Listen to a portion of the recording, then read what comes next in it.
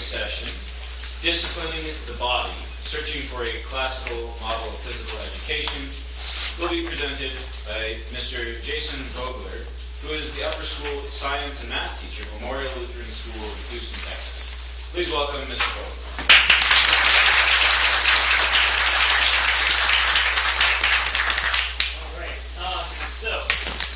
Talking about models for the predominant model in America these days, and probably the one that we have in most of our schools, the games and sports model of PE, where probably at least 75% of the time is spent on games and sports as a primary mode of exercise. That's pretty common nowadays, but it has some downsides. It doesn't really make you that physically fit. There's not really any standards that we're trying to raise people up to. There's not a lot of progression from year to year. Maybe we can do a little classical reform to PE and make it better. And so to do that, we're going to want to do a few things. We probably want to dig into the classics a little bit and do some deep thoughts and try to come up with some principles of what we think PE should be. We should probably also look at the history of PE and see how it's changed over time, and then putting those things together, apply our principles to the history and look for inspiration, things that we can adapt, things that we can copy, and to make PE more classical. So to start out, I'm going to start with actually the history right here. And wrong button. All right. And my very brief history of PE. There's a really large gap right there. Okay. It'd be lovely to fill that all in, but all right. Ancient Greeks, their physical training that they call gymnastics training, you'll find lots and lots of references to it. It's kind of estimated that about half of their education can be considered physical education. They write a lot about it also. And big jump here. All right. Ancient Greeks inspired people. Probably heard of the Renaissance, but a little bit later, in the 19th century, many countries were inspired by the ancient Greeks to start sort of fitness movements, and these often get associated with nationalism because there's an interesting effect. When people exercise together, they move together, get stronger together, it actually kind of binds them together. Those fitness movements come across the Atlantic to America. When the Americans, they come together, they're now in contact with each other, they compete with each other, they combine in different ways, and we end up getting a very sophisticated and effective PE and physical culture in general. And the late 1800s, early 1900s kind of considered a golden age of both physical education and fitness culture in general. Post-World War I, there's sort of a backlash against things that might be considered either nationalistic or militaristic. And that PE, people tend to move away from that sort of golden age PE and experience a decline, a slide towards that game towards PE we have today. And in the 1960s, there's at least a partial revival of that golden age, and that's actually the model I'm going to describe to you the most, because it's actually the most accessible. There's lots of pictures, there's video, and lots of reading about it, and sometimes it's just easier when it's closer to your time. And so let's go on to our ancient Greeks. All right, I'm going to go with the big three for the ancient Greeks here. I'm going to go Socrates, Plato, and Aristotle. So this is Socrates, an account of Socrates. This is from Xenophon. Socrates sees a youth who is of feeble body, and he tells him that he doesn't have the athletic experience that he's training, and at the beginning he says, "No, I don't train." Roasted. Yeah, and this is not a Socratic dialogue. This is Socratic monologue. Alright, so Socrates says, it's a little amateur, I take it, unless you're prepared to make light of that contest, or light of death against the public foe, which Athenians will institute when the day comes. And yet they are not a few who, owing to a bad habit of body, to perish outright in the perilous war, or are, maybe worse, nobly saved. Many are they who, for the self-same cause, are taken prisoners, and are enslaved for the rest of their days. And then maybe worst of all, you gain even more repute because you're too weak, and people instead think you're a coward. Alright, if you despise these penalties affixed to an evil habit, you think you can lightly endure them? There's some questions, but no response. I don't know if Danny's here. Alright. Actually, before I go to the last point here, when it comes to our PE, I think our PE should be, to at least a certain extent, preparation for war. Our boys, when they turn 18, have to register for the civil service, and when they can be drafted, a certain number probably, our country probably needs a certain number to go in the military at any given time. And we should probably have an eye towards military interest standards when we teach people. Continuing on. Alright, it says, far lighter, I imagine, a pleasant even by comparison, are the toils which will undergo to really cultivate a healthy bodily condition. All those are bad, right? But exercise by comparison is pleasant, but even in itself, if you get used to exercise, it is pleasant. When you know that talisman, then this is perhaps safe to do or get a war. Many would know this sports and to the rescue of a friend, which is for the benefactors of the fatherland. So, if you're fit and strong, you're more likely to survive the war. You might save your friend, help your country. Now, expanding this beyond the field of war, if you're fit, if you're strong, you're more likely to be able to help or even save other people that are around you. And be a benefit to your community. So, especially young men are strong, they're more able to help in the rescue and emergency, that sort of thing.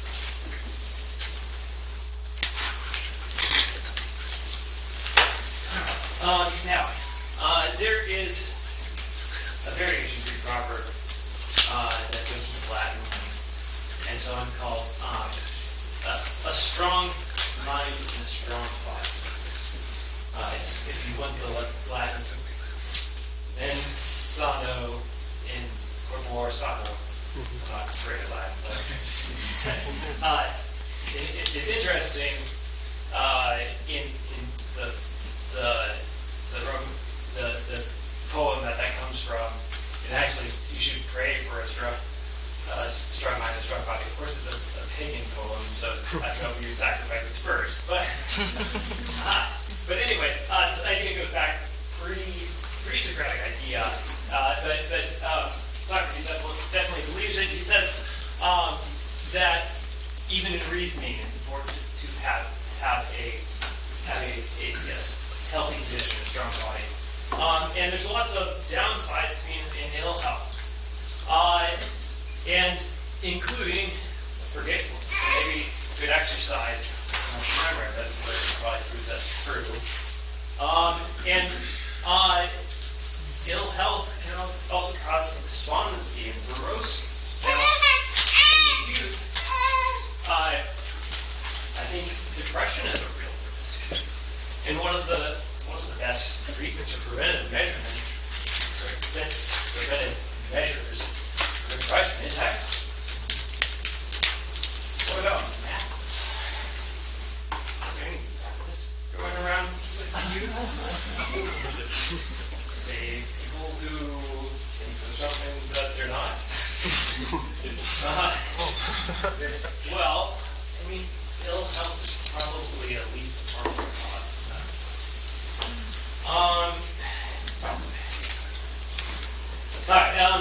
But he who is of good bodily life has large security.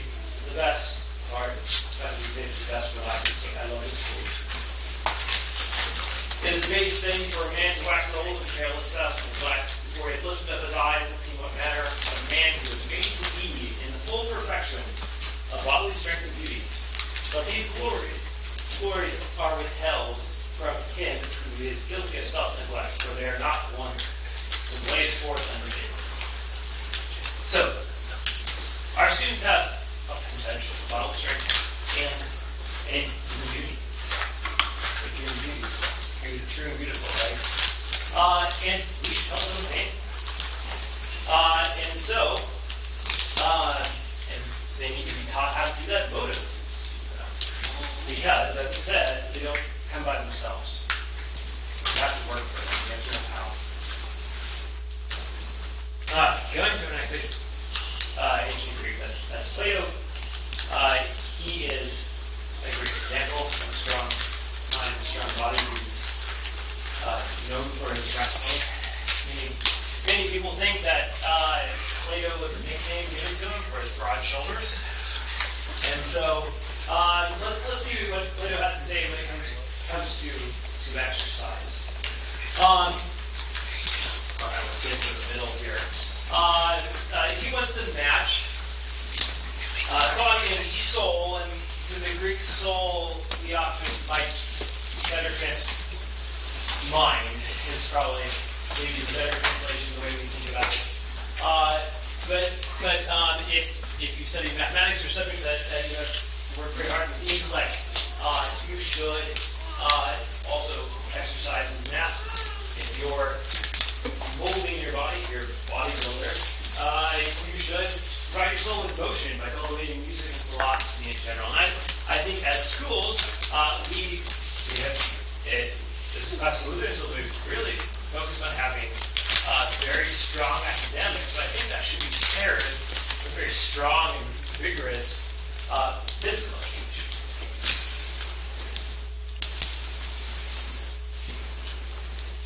All right, and with Aristotle, very large concept called eudaimonia, here translated happiness, but probably a larger concept. And part of that is health, beauty, strength, athletic powers. The next one. All right, and so what Aristotle thinks is so we want to balance between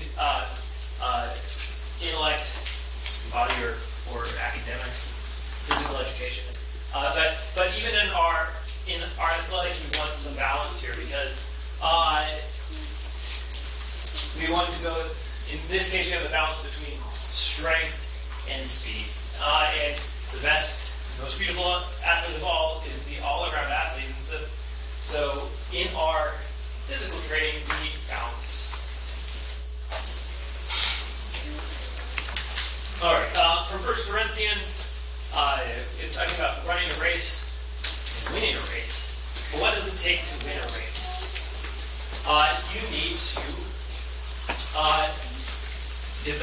You need to practice, and that involves making yourself run for a period of time.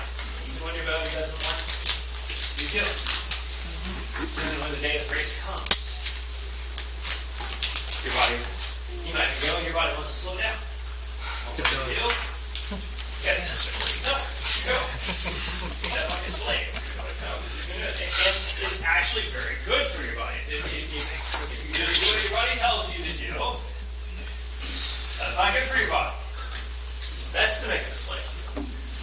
I've been thinking a lot about just how in education our mind doesn't want to do things, but we really do need to force it to do it. And when we do that, we can achieve a great thing. The same with the body. I think by having good P where people learn to push themselves in the athletic way, they can learn to push themselves out in academics also.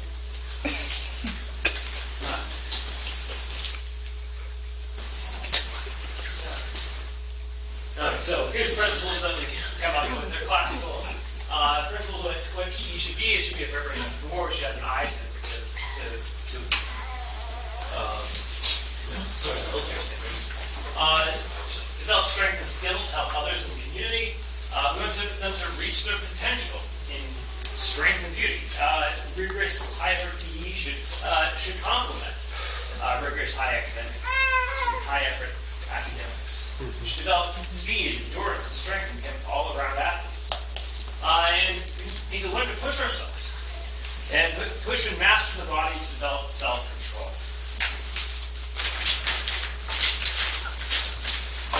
And so the program that I think best fulfills these principles is the La Sierra High School PE program.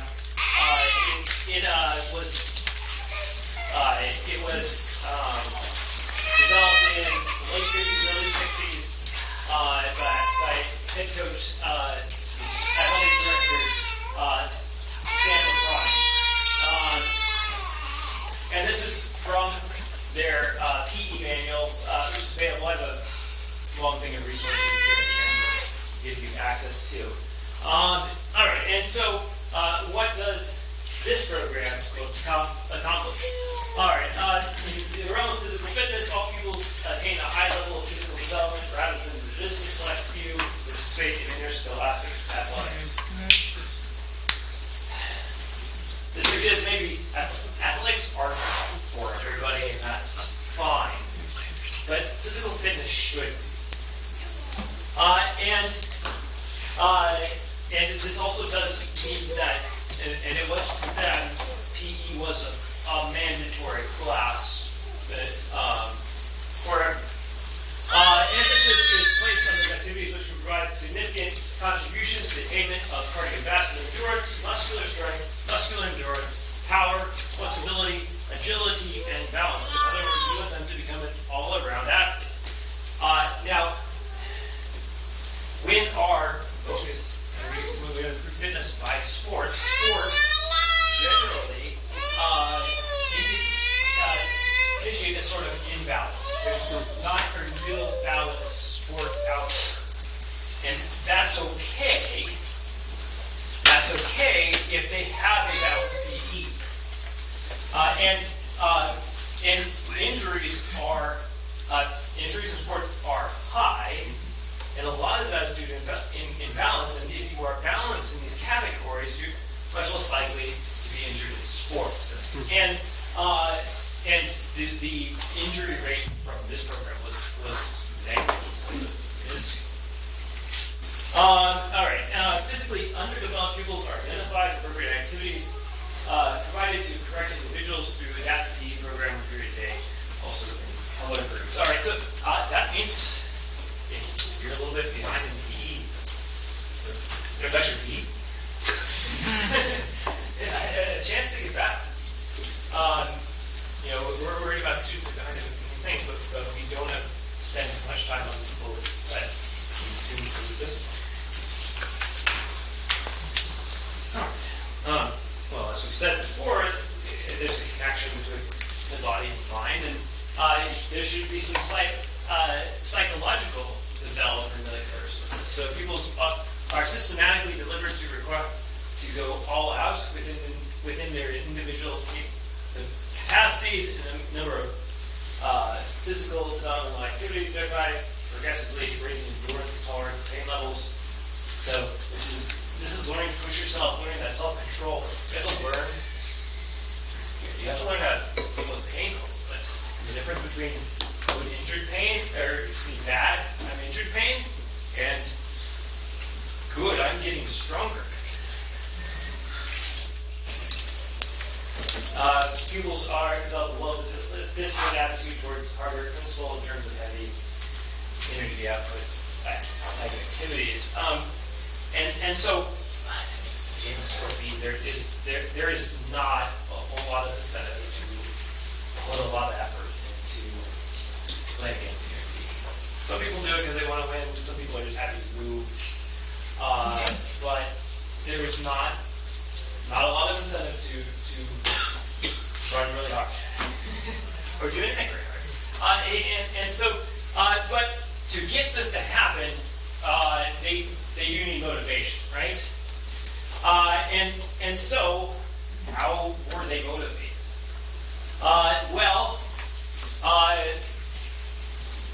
In education circles, you've probably heard of something called ability grouping. You have slide without level. I see it in our school. We have, spelling groups with different names that aren't obvious which one's the better one, but I just ask the students, they know.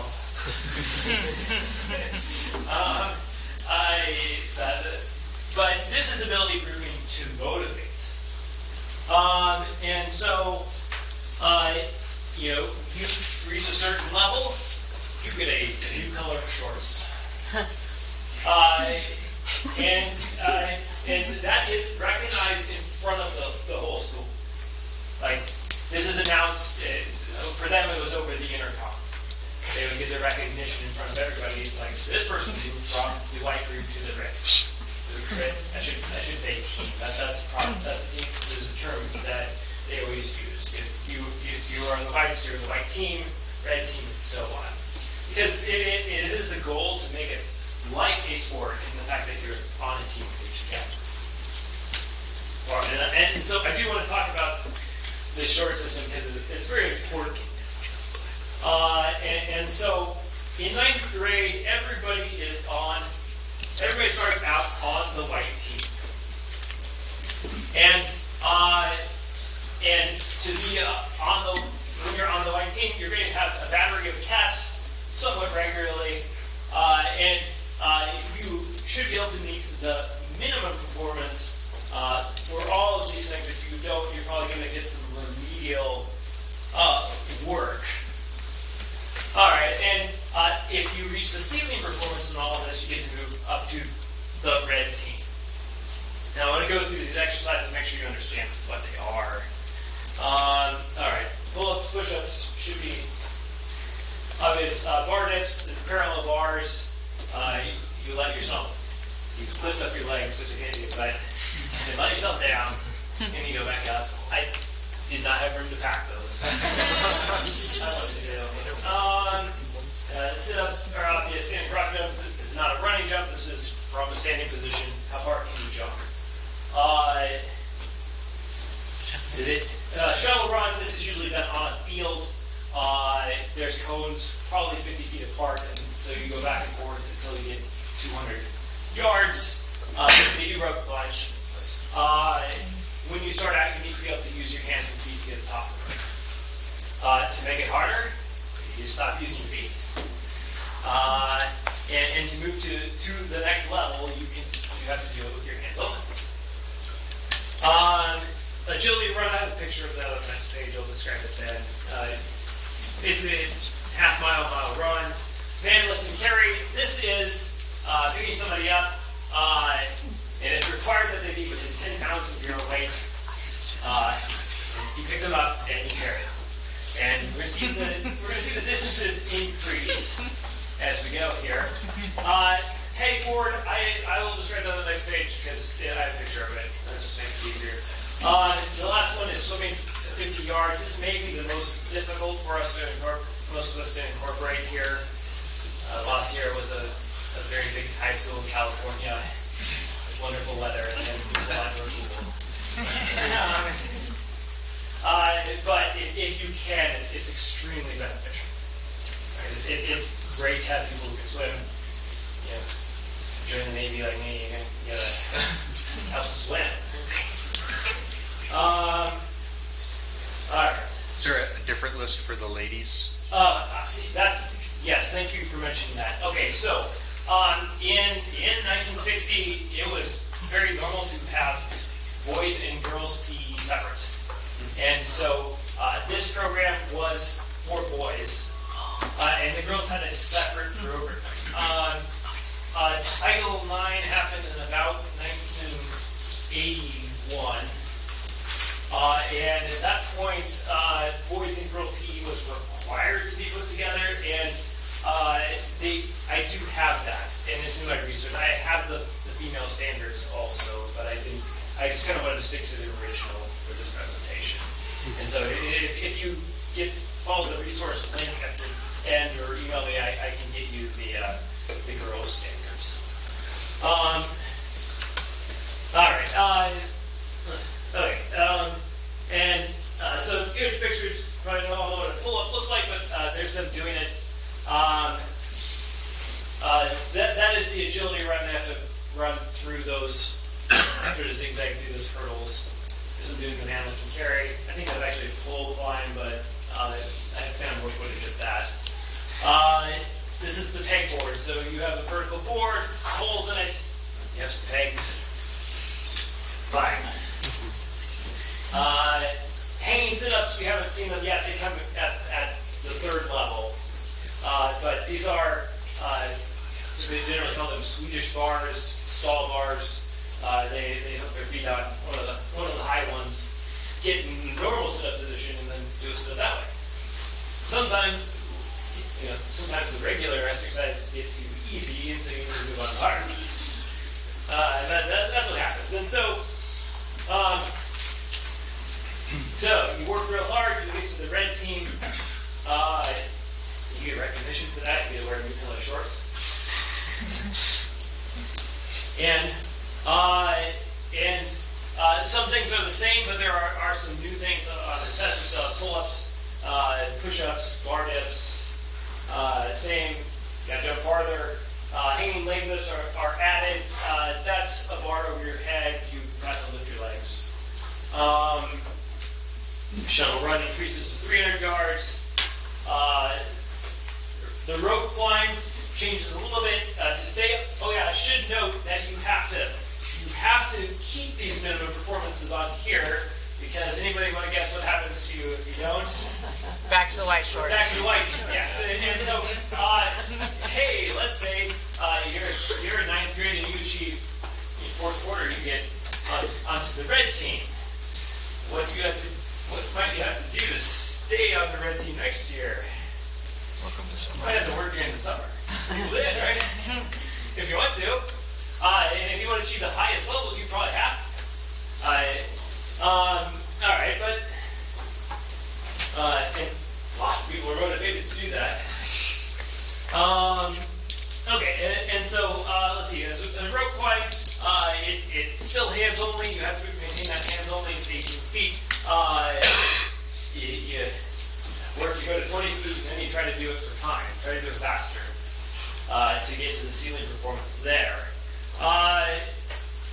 Still agility running, man lift and carry. You see that it's up to half mile, then up to 3/4 of a mile. 3/4 mile to get to the next level. Pegboard, they're still working on doing the entire trip. So it's all the way up. And then extension press-ups. Anybody know what those are?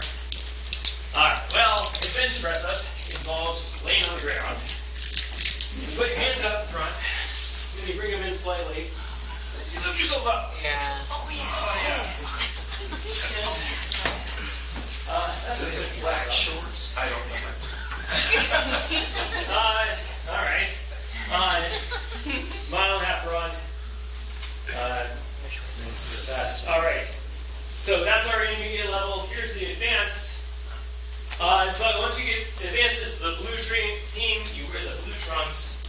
But is that any reason to stop going? You have to maintain that minimum performance to stay blue team.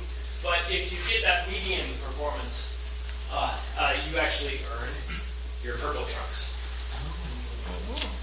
You get ceiling performance. You earn your golds. That's not quite the highest level. We'll get there. All right. Exercises for here. You see, push-ups have disappeared. They were at 48 last time, and they got tired of counting. Probably people are doing hundreds. All right, and so you got to make push-ups harder. Well, how do you make push-ups harder? Well, you make them handstand push-ups. And so that's like this.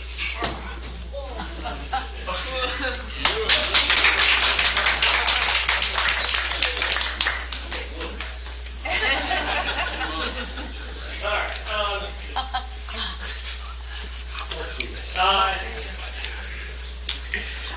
Let's see. Other things on here.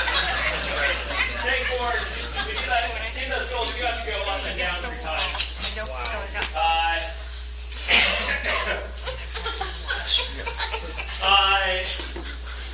Two-arm hand hang. That's just actually just hanging from the bar for time. It's harder than you think. It's actually good for heart rate. If you don't know how to, if you're not good at pull-ups, just hanging from the bar is actually a good way to work out to it. But you're probably not going to be able to go that long to begin with. All right. Let's jump further. Rope climb gets a little harder because they make you start from a sitting position. And then you got to do it for time. Shuttle run's still there. Bump it up to a 2-mile run. Man lift and carry. Yeah, it goes 3/4 of a mile, then a mile and a quarter. Agility run. It's getting faster. That's and then we start doing those hanging sit-ups that we saw the picture of before. Because regular sit-ups too easy, too hard to count that high. Do vertical. All right. Now, is getting goals any reason to stop? No. The highest honor is very, very elite. It's a little bit different. These fitness test batteries that occur throughout the year, and you get them all, and that allows you to get the next level or maintain that. But the navy blue is the highest, and this you get a sheet that's just from the sheet, and you get to do. So, you got to find somebody, set up a time, and do these things, and so and they just have to witness you and sign for it, and that's how you get your navy blues. You have to do 52 bar dips, 34 pull-ups. 50 handstand push-ups. Yeah. Alternating 1-arm burpees. One-arm burpee. Burpee is a push-up and a jump, right? All right. So alternating 1-arm burpee is obviously a push-up, 1-arm push-up, a jump, and it's alternating arms. He's just showing off.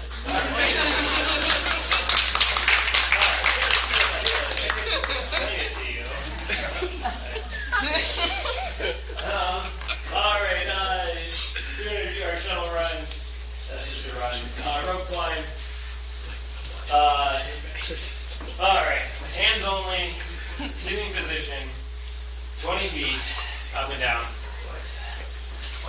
All right, extension press-ups. 100. All right. Not going to demonstrate that. Yes, absolutely. Vertical pegboard. That pegboard now they have to go up and down 5 times. Handstand. This is actually just a normal handstand. You have to do it for 45 minutes to develop that balance. Seconds.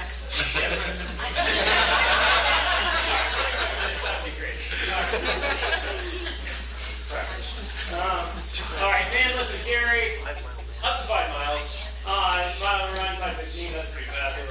All right, you do have to 5-mile jog, so you just have to run for 5 miles without stopping and walking. I can finish one. It's not swim. Swim a mile. Front room position. That's going to cause you breaststroke, American crawl. You have to face forward, sort of thing. To go longer distance, you're probably going to want to move to the backstroke. So you have to go 2 miles. They'll allow you to do any stroke, and you're probably going to include a lot more backstroke in there. All right. Execute a front hanging float with arms and ankles tied in deep water. It's been a long. I don't think I quite had to do that. I had to do lots of different floats, but I don't remember doing that one specifically. Demonstration or explanation of that one. And then stay afloat in deep water in vertical position for 2 hours. And so that's going to be, you can use use various floats or treading water to achieve that. And so that's and I'll describe how many people got to each level here eventually, but this is elite. There's been a lot of students in this program. Not too many people got it, but it's nice to have something to shoot for. All right. Just a quote from Stan Concordia. Our program develops large groups of boys instead of individuals. Boys like to be challenged to do hard things, as long as you're fair with them. It's an aggressive approach to education based on pride. And motivating boys is definitely probably one of the challenges we have with that. It can be hard, and it probably gets more complicated with girls around. But this program is definitely able to motivate boys. All right, the results. 90% of students moved from the white team to the red team in the first week. 60% of them made it to the blue team. Only about 1% actually stayed on the white team all 4 years in high school. Wow. Now, what about those people who stay on the white team? That was something, the concern, what about their self-esteem? Feel like it? Okay, so there's something to study. They compared, the lower rung of La Sierra, people who stay white all the time, but the lower rung is somewhere else. They found, is there any difference in self-esteem? No. What's the difference between the 4-year white at La Sierra and the bottom of the barrel somewhere else? Well, the 4-year white's in better shape than the bottom of the barrel anywhere else. And so when you have high standards, even the lowest achieve higher than they would elsewhere. 21 students achieved the Navy Blues in the 25-year history of the program. So that'll actually, it's probably close to 1% or lower maybe, because they have high output students. But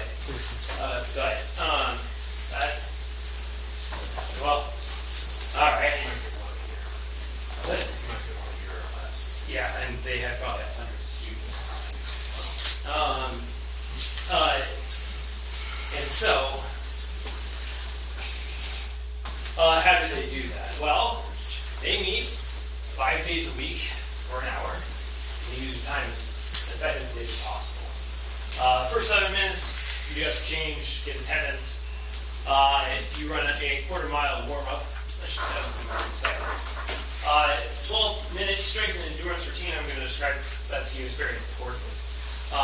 The middle time is instructional time, and then 5 minutes of off-the-ground time, which is sort of like an obstacle course, and then shower and change. That's all fit, 60 minutes. Its goal is to move very quickly from activity to activity, use time very well. All right, and so the first two are obvious enough. Let me talk about the strength and endurance routine. All right, now this is a very important part of the day. This is the white team one. There are red team and blue team ones. I have not been able to find them yet.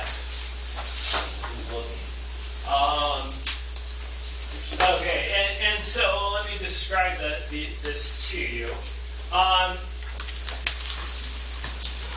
This is a great, if you just want to get in shape, do this. Well, it's very, very, very effective. All right, so 5, 6, and 8, side straddle hop. Maybe you haven't heard of side straddle hop. It's a more common name as a jumping jack, but this is a straddle hop. And so when you move your arms, it's a side straddle hop. And counting cadence is very important. I have links. You can watch videos of it, so you don't have to do all these. So the first one is jumping jacks. 5 sets of 8. So 1, 2, 3, 4, 5, 6, 7, 8. 2, 2, 3, 4, 5, 6, 7, 8, and so on to 5. 5-hand push-ups. These are World War I standard push-ups.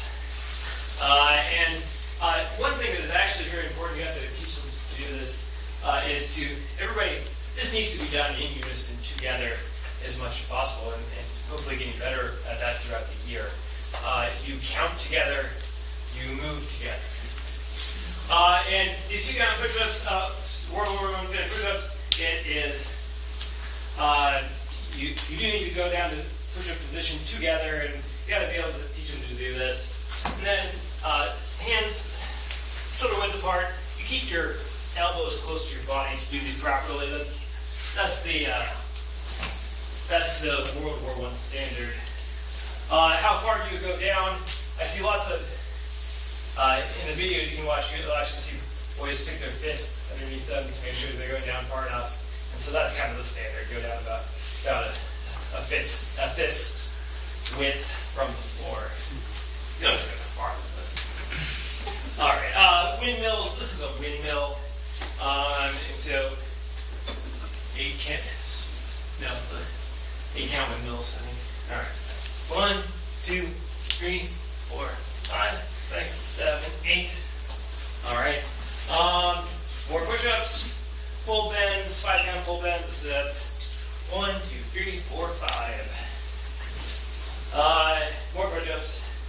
Straddle hops. These are the straddle hops. That's the straddle hop. More push-ups. Straight hop. This is a straight hop. 2, 3, 4, 5. More push-ups. Toe hops. 1, 2, 3, 4, 5, and 50. All right. More push-ups. Squat thrust is a bit like a burpee, but without the push-up part of it. So these are 5 kind of squat thrusts. And so that's coming down. It's 1, 2, 3, 4, 5. Do 5 of those. From there, you transition. You skip the push-ups that time. And you go straight to mountain climbers. This is mountain climber. 1, 2, 3, 4, 5. And then agility routine. All right, agility routine involves running in place, and then you're going to have 4 sets of this. And so you're running in place. First whistle, you go down. Next whistle, come back up. Next whistle, down. Next whistle, up. And then the third one is different, because everybody's got to be ready for it. Some people are probably going to screw this up the first time. The third one is different because you go down like this. On the whistle, next whistle, you go like this, flip over, and then next whistle, you come up, and then you're running the opposite way. And so that's the first set. You do 4 of those. You should complete the whole thing within about 2 minutes. And it's probably more effective if somebody else is blowing the whistle for me, because I do it at home, but it's like, I can just choose when I do it. It's actually probably more effective when somebody else is doing it. And one thing I did, when you're doing it in front of them and you try to whistle, it just doesn't work. But say up and down. All right. Are there breaks in there at all? Or not so straight through? Yeah, it is straight through. It's probably going to take a little bit to get up to that point. It becomes more effective if you can do it with this little stopping as possible. I guess once you get good at it. I remember I was doing it every day, and then when I was running 2 miles, like, oh, that's hard. I ran for a while, but just kind of be able to do shape. And so, all right, and it should be done. If you do it without breaks, it ends up being about 12 minutes. And you should probably work to get into that point. And just a reminder, counting together, moving together in unison. All right. After that is instructional timeout. Some of the instructional time will be spent testing, because you're going to do that a few times a year. Some of that instructional time probably going to be just a description of how to do all this exercise and test battery properly. But beyond that, there are 3 main components. We have the restorative, the martial, and the pedagogy. The restorative, that involves posture, that involves calisthenics, so that's usually sort of a lost art in this country, something we probably need to work on. That's body weight exercises for strength. And in gymnastics, there's a martial component. That's both self and national defense. They did judo. You could do other things if you wanted to do boxing, wrestling. You did see something like that. In national defense, you would march double time. So a good thing to include those man lifting carries to practice that sort of thing. You could even maybe an archery too, as a rifle or something. Pedagogy, that's sort of, we learn about sort of philosophy of physical education, we learn about recreation. There is dance. And then the sports and games aren't gone. But there may be one. And they're a lot more effective when you're actually in shape. It's a big difference in playing a game when you're in good shape and when you're not. Training design, the goal is for there to be lots of variety. There is precision. That precision includes moving in unison together. That precision also includes doing everything exactly right. And a lot of time spent on that. The most important thing when learning to do an exercise is form. Okay, so push up right first, and then learn how to increase the number. And then progression. You start with the easier, the more basic things, and move on to harder things. And that if you have those ability groups of white, red, and blue, they're going to be different places in the progression, so they might do different forms of the same exercise.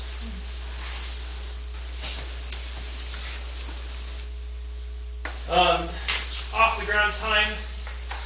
This is maybe one of the bigger investments other than that pool. It's sort of other obstacle course, different types of monkey bars, and they have different ways of going through it. There's the normal hand over hand.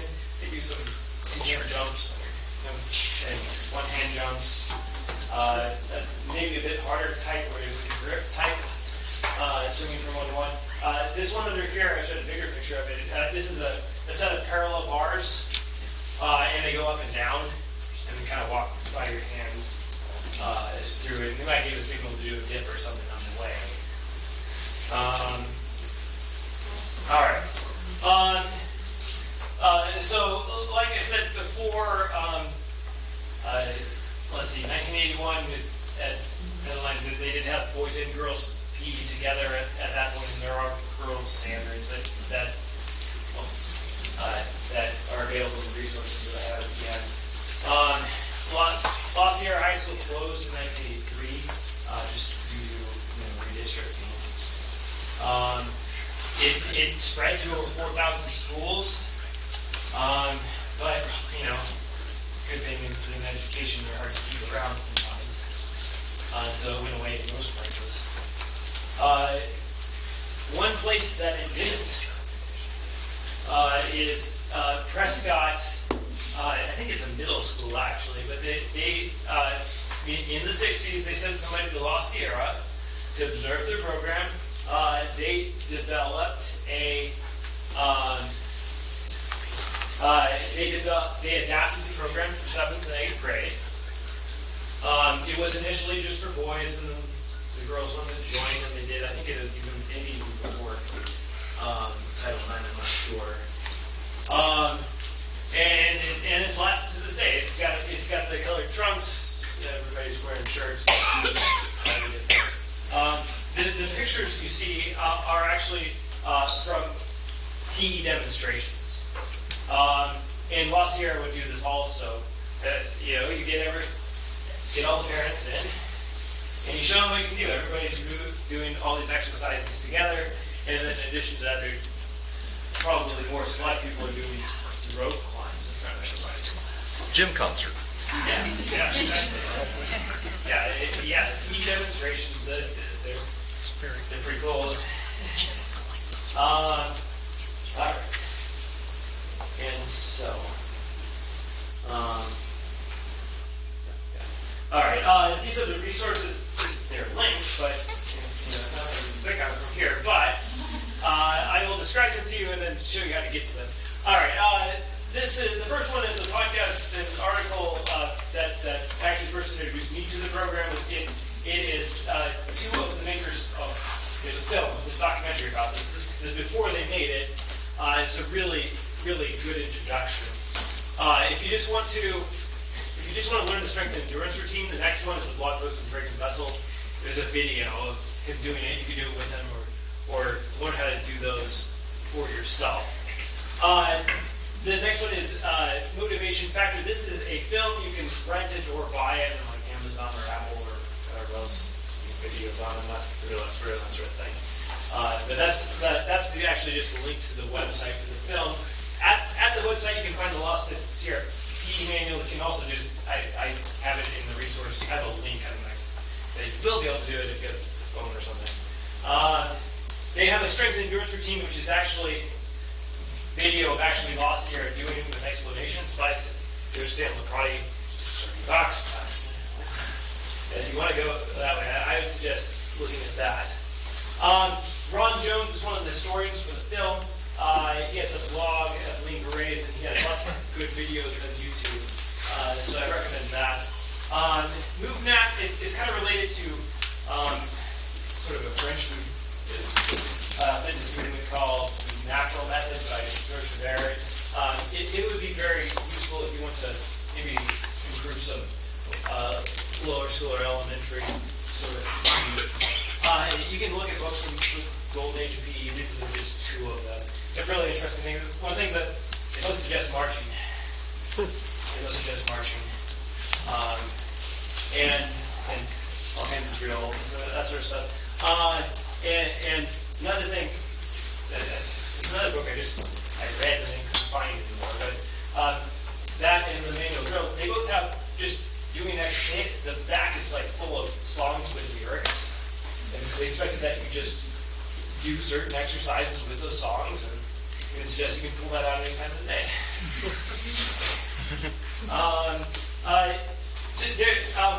Associated with music is sort of a classical PE movement that's not exactly classical Christian. It's like, hey, PE used to be better, it should be better, right?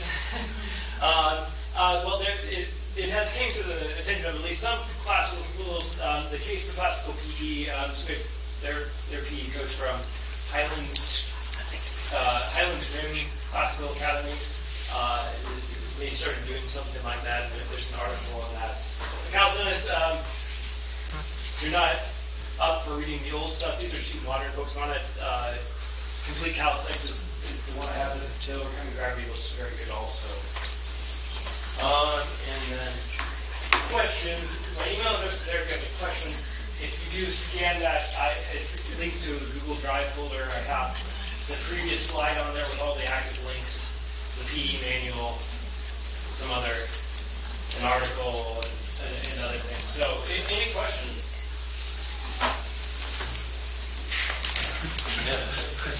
Yes, back there. If you teach in the lower school, would you still recommend completing this routine for a full hour a day? Maybe. What I think would, if you couldn't swing an hour a day, if you could just get all your elementary together and do like a strength and endurance routine for like 15 minutes, and then have regular PE less times a week, that would be okay. I think there would be great benefits doing lower school PE 5 days a week if possible, but yeah. I guess I was just thinking, like, if you were working within a limited time frame. Right now, at least half an hour. Yeah, time's an investment, but you might get a return on this and more focus and less discipline problems.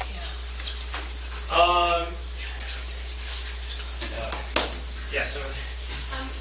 What you said earlier was making me think a little bit about kind of the differences between boys and girls. In an ideal world where you wouldn't have to think about kind of like legal considerations around what goes on in schools, would training look different for boys and girls in your mind? What would that best sense work? So I think if we go back to what beauty is in the male and female is slightly different. And so maybe that should be tried to achieve in a different way. So if we look at those different categories of strength, the neurons, that sort of thing, and balance and flexibility, you may want to focus a little bit more on that balance and flexibility without neglecting the others completely. But they did adapt to girls. I would probably prefer that just a sort of different program for girls in different incentive levels, maybe. Yeah, I was wondering about the kind of application, I guess, like what the day-to-day would look like. Yeah. I mean, they could be in different teams. Right. Ideally, they're separate, really, but there's always. That's kind of what I was wondering. Yeah. They could be on different teams. They could do different things. Yes. So obviously, I would say they probably ate way better back then than people do now. So my question is, would nutrition have been, would they have talked about nutrition back then, or would you recommend incorporating a discussion about healthy eating now with PE, or is that a different? Okay, yeah, so that's a very good question. Now, in the instruction time, I don't know, it didn't, in their grading system, it doesn't talk about like written tests and stuff like that they might have, so that I think maybe it may have been talked about, I really don't know, but it's definitely worth talking about. Is this currently what you do at Memorial? No, it's not. I presented it to them also. I'm just wondering how it would fit into your schedule. I think all teachers and administrators would say there's just never enough time in the day for all of the subject matter, so how to fit an hour of PE in. Yeah, and I mean, I don't know. In an ideal world, I almost think, my body, mind, and spirit, one-third would be great.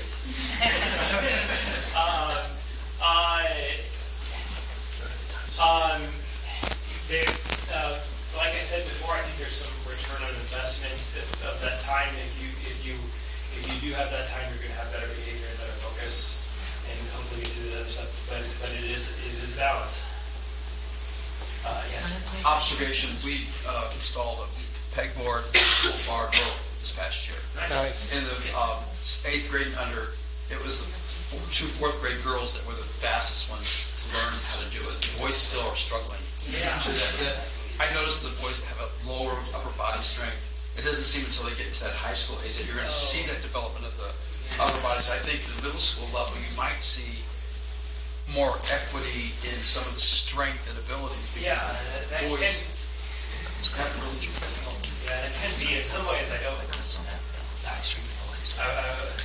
I would hate for the program to have the girls outdo the boys. But not everything. But eventually, I think that would be concerning because sometimes the girls are harder than the boys. But Pre-puberty, it's going to be pretty close. Pre-puberty. I mean, we all remember field day in elementary school. Yeah, that's right. There is a difference. When you get to middle school, the boys beat the girls. And that's why I do think, if you're going to have this sort of competitive system, you install it, either high school or maybe junior high for the short level. And then the nice thing about when you have this kind of company, before that, you're prepared for it. And so, I think interesting that they might be about the same in the lower level, but hopefully they include the boys.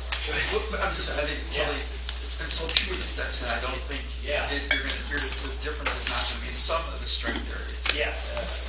There's a difference about it. I mean, I'm not in physical education, but I just noticed I got surprised. So what exercises would you suggest for preparing the younger kids for it? Okay, so if we went back to like the white push-up things that we do, push-ups, progression, right? You start with first very good form, straight backs. You might want to just do planks. That's actually a very good place to start. Knee planks, knee push-ups. You can make push-ups easier. You make push-ups easier by raising your arms. So you do wall push-ups against the bottom. You make it harder by raising the legs. But you and so push-ups. When it comes to, say, pull-ups, you may want to do bar hangs. And that's a good way to build up some strength just by hanging. You can do what are called negatives, where you jump up and then let yourself down as slowly as you possibly can and work up it that way. So there's lots of ways to work up. You would probably take that, white level minimums and then find the exercises that you can progress up to those. I'm sure there's lots more questions. We're out of time, so you'll have to press them later on.